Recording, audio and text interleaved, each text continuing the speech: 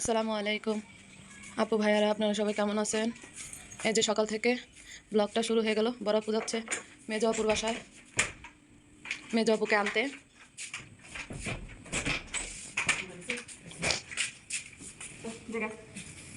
ফিয়ামানিল্লাহ, ঠিক আছে, দেখে শুনে যাও। আজকে মেয়ের পরীক্ষার জন্য মেয়েকে ওয়াশরুমে পাঠালাম তাড়াতাড়ি ফ্রেশ হওয়ার জন্য। এখন একটু পড়তে বসাবো, তারপরে রেডি করে নিয়ে যাব মাদ্রাসায়। দেখেন কি অবস্থা ঘরের, ছোট বাচ্চা থাকলে যা আর কি হয়। দেখেন আপু ভাইয়ারা, ঘরের অবস্থা এই। বৃষ্টির জন্য কাপড় চোপড় সব ঘরে আনা হয়েছে, এগুলো পরে ঠিক করব। এখন বাচ্চার পরীক্ষা, বাচ্চাকে পড়াবো, এখন ঘর পরিষ্কার করার সময় নেই। আজকে ঘর পরিষ্কার করতে করতে দেরি হয়ে যাবে, রান্না করতে দেরি হয়ে যাবে। ঘরের এই পরিস্থিতি, কিছু করার নেই। বাচ্চার লেখাপড়া আগে, তারপরে সব কিছু। ঠিক আছে, তাহলে দেখতে থাকুন। সেই জন্য ডিমটাই সিদ্ধ দিলাম, আর কিছু খাবি না। তারপরে পরীক্ষা শেষ হয়ে গেলে আসলে তারপরে নাস্তা খাওয়াবো। যা আর কি হয়, রাতেও করে রাখতাম। আসলে ক্লান্ত হয়ে যায়, ভালো লাগে না। যখন নিজের জন্য সময় পাই তখন মনে হয় যে একটু বসে থাকি বা নিজেকেই সময় দিই, এরকম আর কি। চাইলেও পারি না, তারপরেও চেষ্টা করি যতটা সম্ভব তাড়াতাড়ি কাজ শেষ করার জন্য, কারণ আমার কাজ তো আমারই করতে হবে, কেউ তো আর করে দিবে না। এই যে আমার মেয়ে অঙ্ক করতেছে, দোয়া করবেন সবাই পরীক্ষায় ভালো রেজাল্ট করে। সকালে একটু লেখাচ্ছি, কারণ পরীক্ষার আগে বাচ্চাকে যদি একটু লেখাই তাহলে পড়াগুলো মনে থাকবে, আর যদি না লেখাই তাহলে আবার মনে থাকবে না। ছোট বাচ্চা নিয়ে আসলে বড় বাচ্চাটার প্রতি এতটা কেয়ার করবেন যেন আমি ভালো করে পরীক্ষাটা দিতে পারি ইনশাআল্লাহ। মাদ্রাসার উদ্দেশ্যে রওনা দিচ্ছি। মাদ্রাসায় যাওয়ার আগে আমরা কি বলবো? বাহিরে যাওয়ার আগে বিসমিল্লাহি তাওয়াক্কালতু লা হাওলা লা হাওলা ওয়ালা কুওয়াতা ইল্লা বিল্লাহিল আলিয়্যিল আযীম। এখন হইছে। এই যে মাদ্রাসার পরিবেশটা অনেক সুন্দর, সবুজ, খুব ভালো লাগে। মেয়েরও পরীক্ষা শেষ হয়ে গেছে, এখন বাসায় চলে যাব।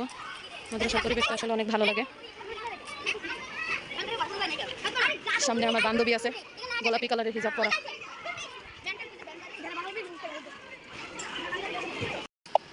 বাড়িতে চলে আসলাম। এই যে বড় মেয়েকে এখন খাবার দিব, তাড়াহুড়ার মধ্যে এখন আর কি দিব বুঝতে পারছি না। আমার ফোনে ব্যালেন্সও ছিল না, আজকে মাথায় কোনো কাজই করতেছে না। ভোরবেলা বড় মেয়েটাকে নিয়ে এত ব্যস্ততার মধ্যে ছিলাম। ছোট মেয়েটাও আজকে অনেক জ্বালিয়েছে আমার বোনকে। আমার বোনও কোনো কাজ করে এগোতে পারেনি, ও মেয়েটাকে নিয়ে বসেছিল। ও নিজেও কিছু করতে পারেনি, ও চেষ্টা করছে কিন্তু পারে নাই। এই জন্য এসে দেখি ছোট বাচ্চাকে নিয়ে বসে আছে।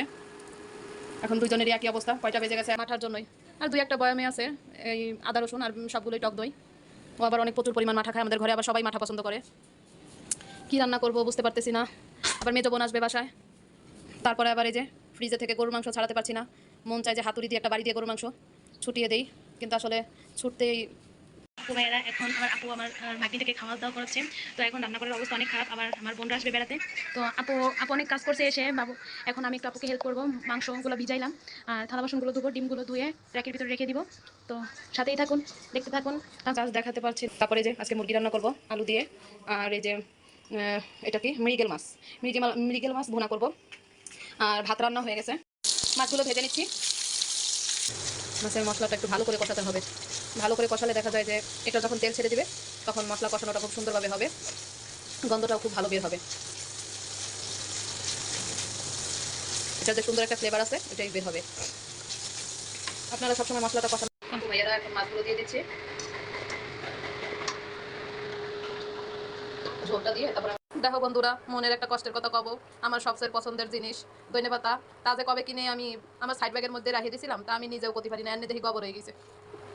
আমার হাজব্যান্ড দেখলে বলতো, এই যে ঘাস দিয়েছে, ঘাসের জ্বালায় নাকি উনি আর খেতে পারে না। আমি নাকি খালি ঘাসই দিই। বলেন তো ধনেপাতা ছাড়া কি কোনো সবজি? মাংসের জন্য কড়াইতে পেঁয়াজ, তেজপাতা, দারচিনি, এলাচ। মাংসের অনুমানেই মশলাটা দিতে হয়। যেমন আমি 2টা মুরগি নিয়েছি, সেই জন্য আমার পরিমাণে আমি ধনে গুঁড়া পরিমাণ মতো দিবেন। মশলার মধ্যে মাংসটা দিয়ে দিলাম। এখন মাংসটাকে ভালোভাবে কষিয়ে তারপরে আলু দিয়ে দিব।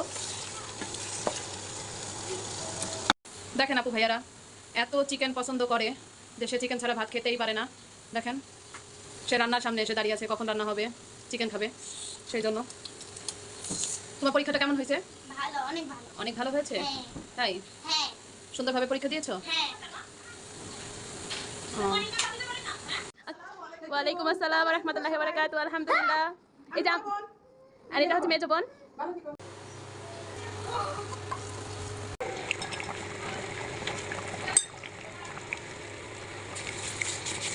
মাংস রান্নাটা কেমন হয়ে, এই যে কাঁচামরিচ দিয়ে দিলাম, আপু ভাইয়ারা দেখেন এখন দেখতে কত সুন্দর লাগছে। এই যে আপু ভাইয়ারা রান্না শেষ, সব পরিষ্কার করা হয়ে গেছে। এখন এই যে আপু ভাইয়ারা ঘর পরিষ্কার করা হয়ে গেছে, ঘর পরিষ্কার করা ডান। আজকে সারাদিন অনেক কাজ করলাম, অনেক পরিশ্রম হয়েছে, খুব খারাপ লাগতেছে। এই যে বড় আপু আসছে মেজ আপুকে নিয়ে, এই যে আমার বড় মেয়ে।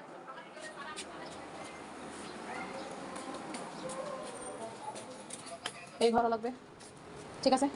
খাওয়া দাওয়া যখন করবো তখন আবার ডাইনিংয়ে দেখা হবে। এই যে আপু ভাইয়ারা সব কিছু রান্না হয়ে গেছে, ডাল ভাতটা, মুরগি রান্না করেছি, মাছ ভুনা করেছি, ওই যে আমার রান্না ডান।